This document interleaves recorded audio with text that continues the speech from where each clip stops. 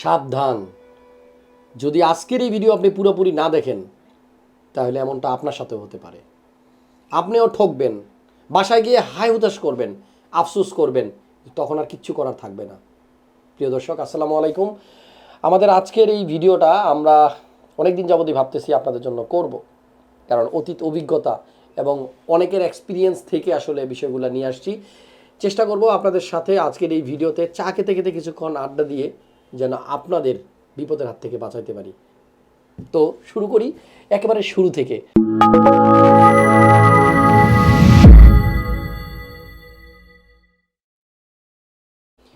আমাদের মধ্যে কেউ কেউ আছে 20,000 টাকার নিচে একটা কম্পিউটার বানাইতে চায়, 15,000, 18,000, 20,000। আবার কেউ কেউ আছে 1 লাখ 1.5 লাখ দিয়ে পিসি বানাবে, কেউ আছে 50-60। এক একজনের আয় এবং এক একজনের ক্ষমতা, এক একজনের বাজেট অনুযায়ী আসলে এক এক ধরনের পিসি। 15,000 টাকা 20,000 টাকায় যারা পিসি বানাইবেন, দেখেন ভাই, ঢাকার বাইরে থেকে যারা আসবেন ঢাকায় এই 15,000 টাকার একটা পিসি বানাইতে, আমার মনে হয় আপনার এই যে কষ্ট করে ঢাকায় আসার কোনো দরকার নাই। আপনার আশেপাশে যদি কোনো কম্পিউটারের দোকান থাকে, আপনি সচেতন থাকলে সেখান থেকেও এই পিসিটা বানাইতে পারেন। এত লো বাজেটের পিসি বানাইতে আপনি যে ঢাকা আসবেন, আপনার কষ্ট করে আসতে হবে, জার্নি করে, এরপরে পিসিটা নিয়ে যেতে হবে। যদি বাজেট একটু কম থাকে, আপনি কত টাকা আর আপনার লস হবে বলেন? ঢাকায় আসলে ধরেন আপনার ভাড়ায় 1,000 টাকা খরচ হইলো, সেক্ষেত্রে আপনি আপনার এলাকা থেকে নিয়ে নেন, 1,000 টাকা বেশি লাগলেও লাগুক, কষ্টটার হবে না। কিন্তু যদি আপনার বাজেটটা ভালো থাকে, বাজেট ধরেন 50, 40 বা 60, 80, 100 যদি একটু বেশি থাকে, সেক্ষেত্রে আপনাকে একটু ভাবতে হবে। পিসি কেনার আগে আপনাকে অবশ্যই কিছু ধারণা থাকতে হবে। একদম ধারণা ছাড়া যদি আপনি পিসি কিনতে আসেন, এটা অনেক দোকান আছে যেখানে আপনাকে ঠকাই দিবে, আপনি বুঝতেই পারবেন না। দোকানদার যেন কোনো মতেই বুঝতে না পারে যে আপনি কম্পিউটার সম্বন্ধে একেবারেই অজ্ঞ। যদি দোকানদার এটা বুঝতে পারে, সবাই না, কেউ কেউ আপনার এই দুর্বলতার সুযোগ নেবে। প্রথমত আপনার বাজেট ঠিক করবেন যে আমি কত টাকায় কম্পিউটারটা বানাবো। ধরেন 50 বা 40, আপনার বাজেটটা আপনি ঠিক করবেন, হ্যাঁ এই বাজেটটাই আমার শেষ বাজেট, এর থেকে আমি পারবো না। তো এই বাজেটটা যখন আপনার ঠিক হয়ে গেল, এবার এই বাজেটে আপনি কি কি কম্পোনেন্ট দিয়ে পিসিটা বানাইলে ভালো হবে। 50,000 টাকার বাজেটের ভিতরে আপনি 30,000 টাকার মাদারবোর্ড নিতে পারবেন না। অবশ্যই একটা সামঞ্জস্যতা, সমতা থাকতে হবে। তো আপনার এই বাজেট অনুযায়ী কোন পিসিটা ভালো হবে এটা বোঝার জন্য আপনার কোনো বড় ভাই থাকলে, আপনার কোনো বন্ধু থাকলে, আপনার কোনো স্যার থাকলে, তাদের কাছ থেকে পরামর্শ নেন। অথবা আপনি বিভিন্ন ইউটিউব চ্যানেল, বিভিন্ন ফেসবুক পেজ, বিভিন্ন গ্রুপ, এগুলার থেকে আপনি একটা ধারণা নেন। এটা শুধু ধারণা নিতে বলতেছি, আপনি ধারণাটা নেন। ধারণা নেওয়ার পরে আপনি নিজে নিজে একটা সিদ্ধান্ত নেবেন যে আমি এই এই জিনিস দিয়ে বানাবো। এবার এই সিদ্ধান্তর মধ্যেও আপনার প্রসেসর, মাদারবোর্ড এবং র্যাম এবং কম্পিউটার কেস, আমি 4টা জিনিসের নাম বললাম: প্রসেসর, মাদারবোর্ড, কেসিং এবং র্যাম। এই 4টা ব্র্যান্ড আপনাকে অবশ্যই অল্টারনেট চুজ করে বাসা থেকে আসতে হবে। ধরেন আপনি এমন একটা র্যাম চয়েস করে আসছেন যেটা মার্কেটে নাই, আইসা দেখলেন কোথাও নাই, তাহলে এইটা না থাকলে বিকল্প কী নেবেন এটা বাসা থেকে আগে সিদ্ধান্ত নিয়ে আসবেন। মাদারবোর্ড, এইটা না পাইলে আমি অন্য আরেকটা নিব, এরকম দ্বিতীয় একটা অল্টারনেট চয়েস। কেসিংয়ের ক্ষেত্রেও কিন্তু সেম, আপনি অবশ্যই আপনার একটা অল্টারনেট চয়েস নিয়ে আসবেন, যাতে করে একটা না পাইলে আপনি আরেকটা দিয়ে বানাইতে পারেন। আপনি বাসা থেকে যখন আসবেন, যদি দূরে থেকে আসেন, যদি ঢাকার বাইরে থেকে আসেন, দেখেন ভাই, আপনাদের অনেক কষ্টের টাকা, এই টাকাটা খুব নিরাপদে আপনি সাথে করে নিয়ে আসবেন। যদি সম্ভব হয়, আপনার যদি ব্যাংক অ্যাকাউন্ট থাকে, অনলাইন ট্রান্সফারের কোনো ব্যবস্থা থাকে, বিকাশ থাকে, কার্ড থাকে, সেক্ষেত্রে আমার মনে হয় ক্যাশ টাকাটা ক্যারি না করে আপনি ওইভাবেও আনতে পারেন। অনেকের ক্ষেত্রেই কিন্তু ক্যাশ টাকা ক্যারি করার সময় দুর্ঘটনার খবর আমরা পাইছি, এই জন্য এই ব্যাপারটা অবশ্যই আপনাকে সতর্ক থাকতে হবে। আরও একটা জিনিস, বাসা থেকে আপনি টাকা পয়সা নিয়ে এবং কী দিয়ে পিসি বানাবেন এই দুইটা জিনিস সিদ্ধান্ত নিয়ে আপনি বের হয়ে গেলেন। এবার ঢাকায় আসার সময় একা কখনো আসা যাবে না, আপনি অবশ্যই সাথে আপনার একজন ভাই, আপনার পরিবারের কাউকে অথবা আপনার একজন বন্ধুকে নিয়ে আসবেন। রাস্তায় যখন আপনি আসতেছেন, গাড়িতে, বাসে, লঞ্চে, কখনোই ফোনে আপনি এমন কিছু কাউকে বলবেন না যে পাশের লোক যেন বুঝতে পারে যে আপনি একটা কম্পিউটার কিনতে আসতেছেন। তাতে করে হয় কি, যদি আপনার আশেপাশে কোনো ছিনতাইকারী বা দুষ্কৃতিকারী থাকে, সে কিন্তু আপনাকে টার্গেট করতে পারবে যে আপনার কাছে টাকা পয়সা আছে। এটা করা যাবে না। দেন আপনি ঢাকায় চলে আসলেন, আপনাকে কিন্তু অবশ্যই আসতে হবে মিনিমাম দুপুরের মধ্যে, বিকালের মধ্যে। কম্পিউটার মার্কেটগুলো খোলা থাকে রাত 8টা পর্যন্ত। আপনি যদি দূরের থেকে আসেন, অবশ্যই আপনাকে মাথায় রাখতে হবে যে আমি কম্পিউটারের ব্যাপারে আসবো, কথা বলবো, 2-3টা দোকান ঘুরবো, তারপরে কম্পিউটারটা বানাবো, তারপরে আবার ব্যাক করব।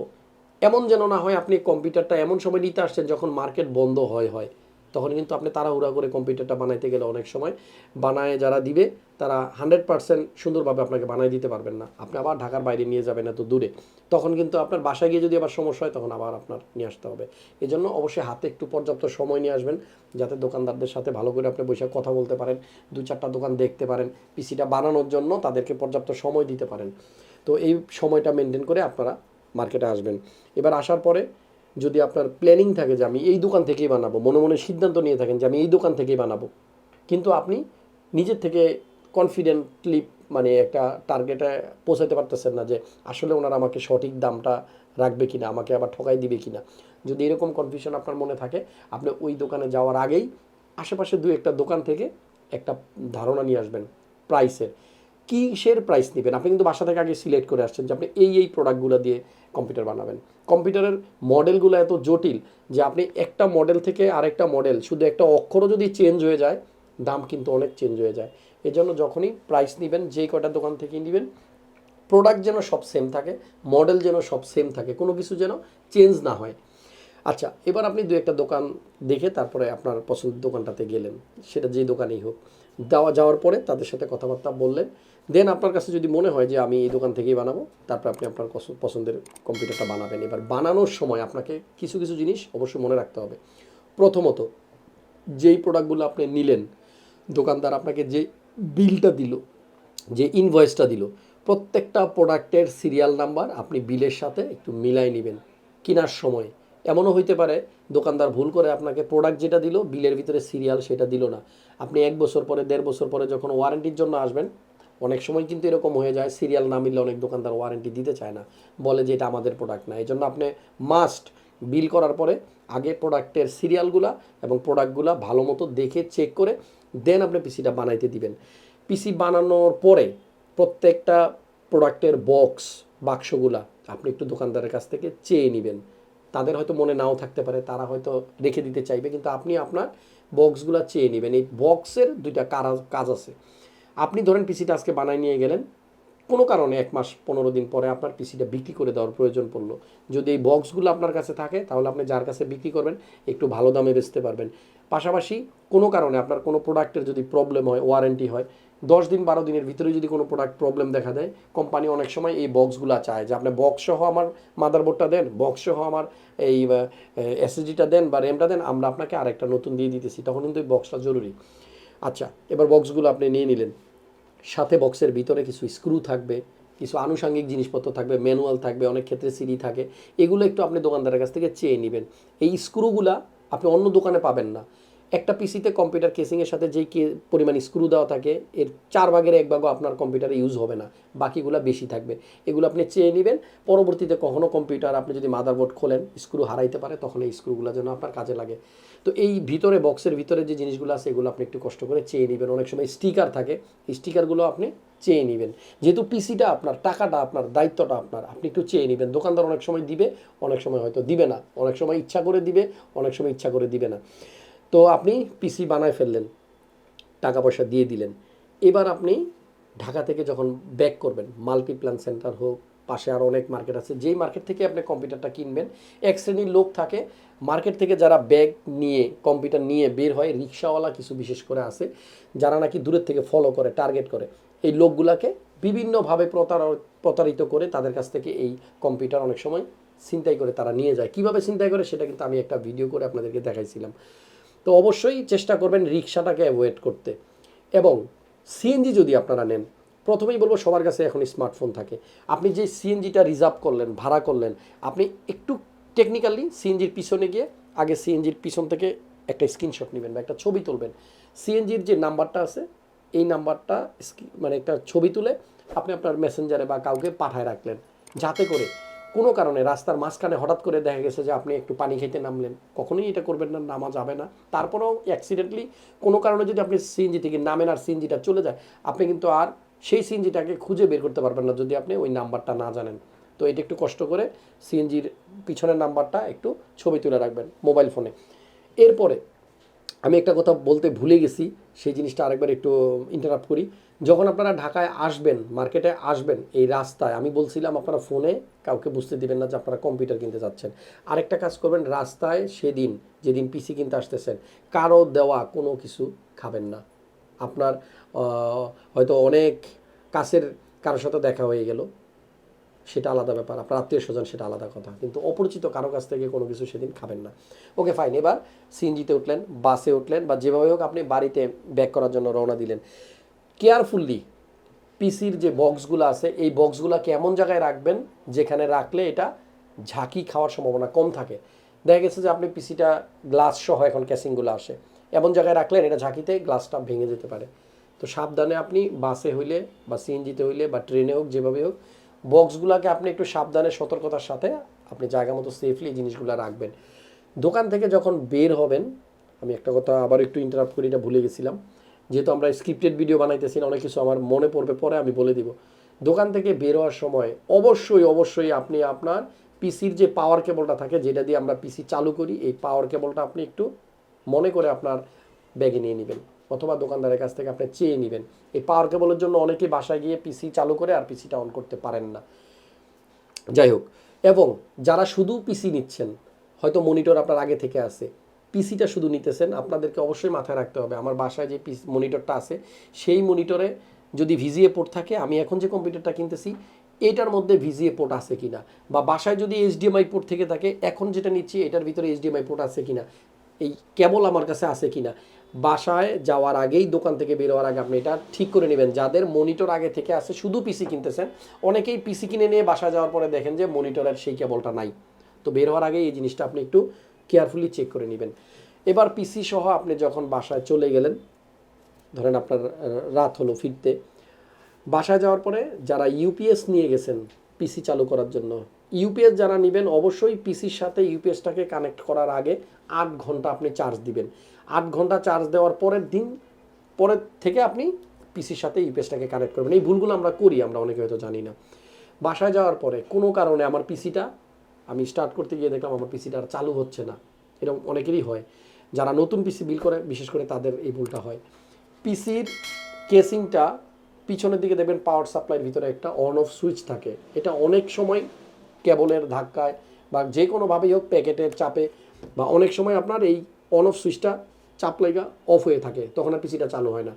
সাবধানে একটু খেয়াল করবেন যে পিছনের অন অফ সুইচটা পাওয়ার সাপ্লাই অন আছে কিনা। তো বাসায় যাওয়ার পরে পিসিটা আপনি চালু টালু করে দেখলেন যে সব কিছু ওকে আছে। এবার আপনি, অনেকেই বাসায় পিসি নেওয়ার পরে খুশি ঠেলায় বক্সগুলো এদিক সেদিক ফালাই দেন না, যত্ন করে কেসিংয়ের যে বাক্সটা আছে এটাকে একটু ভালো একটা জায়গায় রাখবেন, যাতে করে ভবিষ্যতে যদি কখনো কম্পিউটারটাকে প্রবলেম হয়, এটাকে যদি ওয়ারেন্টিতে পাঠাইতে হয় ঢাকায়, তাহলে কিন্তু কেসিংয়ের বাক্সটা আপনার খুব জরুরি হবে। তো এই জন্য পানিতে যেন না ভিজে এমন একটা ভালো জায়গায় আপনি বক্সটা রেখে দেন, যাতে অন্তত 2-4 বছর এই বক্সটা ভালো থাকে। এরপরে অবশ্যই কম্পিউটারের বিলটাকে একটু যত্ন করে ভালো জায়গায় রাখবেন, কারণ অনেক সময় আপনারা পিসি কেনার পরে 1 বছর পরে আর বিলটা আপনারা অনেক সময় খুঁজে পান না। আমাদের কাছে ফোন করবেন, এই ফোনের কন্ট্যাক্ট নাম্বারটাও হয়তো আপনি খুঁজে পান না, তো বিলের মধ্যে আমাদের ফোন নাম্বার দেওয়া থাকে, এই বিলটা অবশ্যই যত্ন করে কোথাও রাখবেন। আরও একটা ব্যাপার, আপনি যদি এই পিসিটা কখনো বিক্রি করে দিতে চান, তখনও কিন্তু এই বিলের কপিটা থাকলে আপনি এটার একটা ভালো দাম পাবেন। তো মোটামুটি একটা আইডিয়া কিন্তু দিয়ে দিছি, পিসি যেদিন কিনবেন সেদিন আপনাকে কি কি করতে হবে।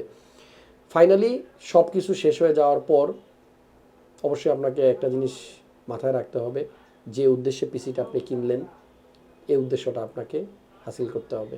আপনি আপনার আব্বুকে, আপনার আম্মুকে, সবাইকে বলছেন যে অনেকেই ফ্রিল্যান্সিং করতেছে, ইউটিউবিং করতেছে, গ্রাফিক্সের কাজ করতেছে, সবাই সাকসেস হইতেছে, আমি পিসিটা কিনে দাও, আমিও কাজ করব। এই যে বাবা মাকে ওয়াদা করে আপনারা পিসিটা কিনে নিয়ে গেছেন, বিশেষ করে আমার স্টুডেন্ট ভাইরা, আপনারা অবশ্যই মাথায় রাখবেন আমার বাবা মা কিন্তু চাওয়া মাত্র আমাকে কম্পিউটারটা কিনে দিছে। এবার আমার কাজ হবে আমি আমার 100%টা দিয়ে আমার কাজগুলো যেন করতে পারি। সারাক্ষণ শুধু আমরা গেম খেলবো না, সারাক্ষণ শুধু আমরা মুভি দেখবো না, গান শুনবো না, আমরা কাজ করব। কাজ করে এই একটা কম্পিউটার একটা মানুষের লাইফ চেঞ্জ করে দিতে পারে। আপনি যদি ভালো কাজ করেন, হয়তো এমন হতে পারে এই একটা কম্পিউটার দিয়ে আপনি আপনার পুরো ফ্যামিলিকে চালাতে পারবেন। আমাদের আজকের এই ভিডিওটা শুধু আপনাদের উদ্দেশ্যে করা। যদি ভালো লাগে লাইক দিয়ে রাখেন, কমেন্টস করে জানাবেন। যদি কোনো কোথাও ভুল করে থাকি অবশ্যই আমার ভুলের জন্য আমি ক্ষমা চাইব। আর মানুষ ভুলের ঊর্ধ্বে না, আমিও মানুষ আপনাদের মতোই। তো তো চেষ্টা করলাম, চা বোধহয় অলরেডি ঠান্ডা হয়ে গেছে, হোক। কিন্তু আপনাদের যদি একটু উপকার হয় আমার আজকের এই ভিডিওটা, তাহলে নিজেকে সার্থক মনে করব। ভালো লাগলে একটু শেয়ার দিয়ে দিন। আর যারা মাল্টিপ্ল্যানে আসবেন, পিসি আপনারা আপনাদের পছন্দের যে কোনো জায়গা থেকে বিল করেন, কোনো সমস্যা নেই, কিন্তু আমার সাথে একটু দেখা করতে আসেন। খুব ভালো লাগে যখন আপনারা কাছে থাকেন, আপনাদের সাথে যখন গল্প করি, তখন খুবই আপন মনে হয়, মনে হয় আপনারা আমার অনেক দিনের চেনা। সবাইকে অসংখ্য ধন্যবাদ। এই ধরনের ভিডিও যদি আপনি নেক্সট টাইম আবার দেখতে চান, এখনকার এই ভিডিওতে একটু কমেন্ট করে জানায় দেন যে কী বিষয় নিয়ে আমি ভিডিও করলে আপনাদের কাজে লাগবে। দেখা হবে পরবর্তী ভিডিওতে। আজকের মতো এই পর্যন্তই। ভালো থাকেন, সুস্থ থাকেন, নিরাপদে থাকেন। আল্লাহ হাফেজ।